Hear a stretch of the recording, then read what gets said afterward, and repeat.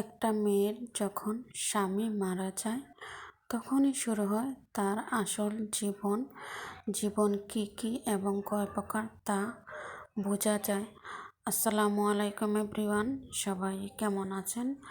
আশা করি সবাই ভালো আছেন। আল্লাহ তাআলা অসীম রহমতে আলহামদুলিল্লাহ আমিও ভালো আছি। তো আমি আপনাদের সাথে কিছু একটা শেয়ার করব।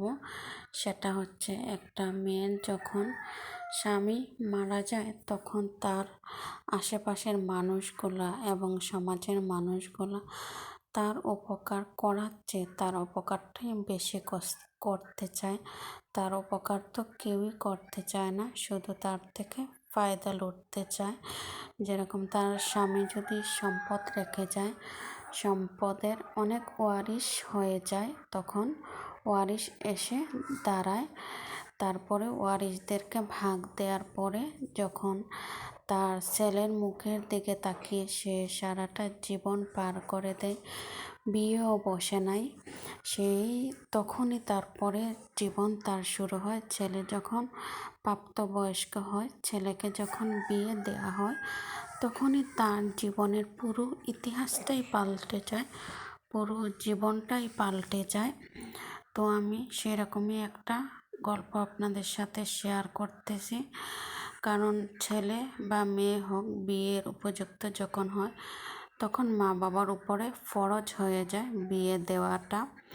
আসলে তখন মা বাবা বিয়ে যদি নাও দেয়, ছেলে মেয়ে নিজের পছন্দ অনুযায়ী বিয়ে করে নিয়ে আসে, তারপরে মা হোক বা বাবাই হোক বাধ্যতামূলক মেনে নিতে হয়।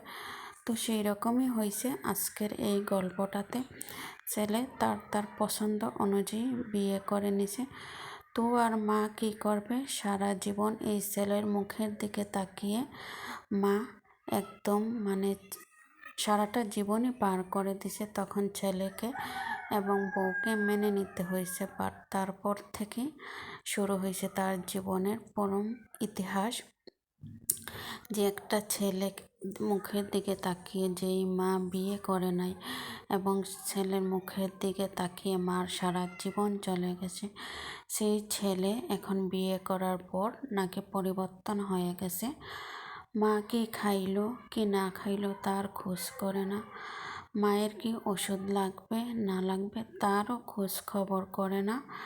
শুধু বউ এবং তারপরে বউয়ের বাচ্চা হয়েছে, ছেলে হয়েছে বউয়েরও, তো ছেলেকে নিয়েই আসে।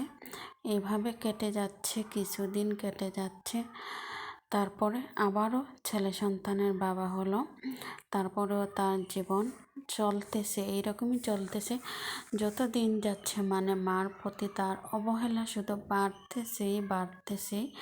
আগে তো যাই হোক, খাবারের সময় হলে ডাক দিত ছেলে, এখন অন্ততপক্ষে ডাকও দেয় না। এই যে ওনারা খেয়ে নাকি চলে যান। মা যে খাইছে কি না খাইছে, যে ছেলেকে মা নিজে না খাইছে সেই ছেলে আজকে খেয়ে চলে যায়। একবারও মাকে ডাকে না যে মা আসো খাই বা তুমি খাইছো নাকি, সে ডাকে না। তো ছেলের বউ অল্প ভাত প্লেটে রেখে এবং তরকারি প্লেটে রেখে ওরা খেয়ে দিয়ে চলে যায়। কেউ বলে না যে আসেন আপনি খান নাই বা খেয়ে যান। তো উনি কাজ করতে করতে যখন মনে হয় খাওয়ার দরকার হবে বা পেটে খুব বেশি ক্ষুধা লাগছে, তখন গিয়ে এই যে বিড়ালের মতো ভাতগুলা রাখা, এগুলা উনি খেয়ে নেয়। আসলে একটা জীবন তো এত তাড়াতাড়ি বলা শেষ হয় না। তো যতটুকু পারছি আপনাদের সাথে শেয়ার করছি। পরবর্তী ভিডিও